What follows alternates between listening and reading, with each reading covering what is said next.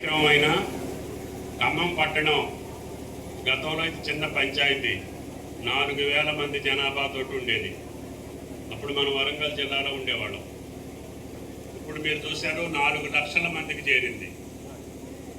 దానికి తగ్గట్టుగా మనం రహదారులు కానీ మంచినీటి సౌకర్యం కానీ మౌలిక వసతులు కల్పించుకోలేకపోతే మన పిల్లలకి భవిష్యత్ తరాలకు ఇబ్బంది అవుతుంది.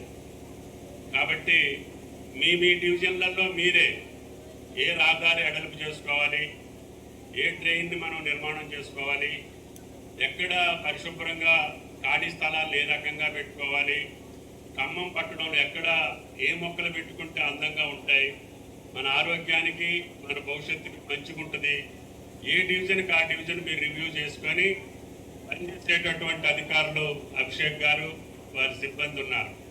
కాబట్టి వాళ్ళతోటి అభివృద్ధి కార్యక్రమాలు పూర్తి చేసుకుంటే ఖమ్మం పట్టణం యొక్క సౌకర్యాన్ని అందాలని చూసి పక్క మున్సిపాలిటీలు కూడా మేము ఖమ్మం పట్టణంలో ఉండాలి, ఖమ్మం పట్టణంలో రోడ్లు కానీ లైటింగ్ కానీ మంచినీళ్ళు కానీ విద్యా వైద్య సౌకర్యాలు బ్రహ్మాండంగా ఉన్నాయి. కాబట్టి ఈ రాష్ట్రంలో ఎక్కడైనా ఇల్లు కట్టుకొని ఉండాలంటే మేము ఖమ్మంలో ఉండాలనుకునేటట్టుగా ఉండాలి. ఎందుకంటే ప్రసన్న చెప్పినట్లుగా మంచి వాతావరణం ఉండాలి, శాంతి భద్రతలు మంచిగా ఉండాలి, అదేవిధంగా పరిసరాలు మంచిగా ఉండాలి, అందరం అన్నదమ్ముల్లాగా కలిసిమెలిసి జీవితాలు ఉండాలి.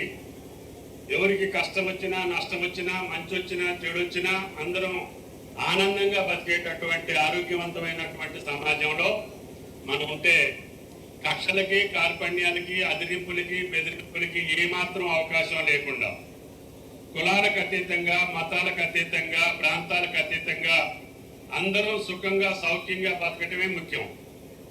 ఇప్పుడు పోలీసు వాళ్ళు నా మీద గొడవ, అసలుకి నీతోటి మాకు పని లేకుండా పోయింది, మాతోటి నీకు పని లేకుండా పోయింది, మాకు రోజుకి 30-40 కేసులు వచ్చి ఇప్పుడు అసలు కేసే రావట్లేదు అని చెప్పి నా మీద గుస్సా ఉన్నారు. అయినా సరే అది ఎంత కోప్పడ్డా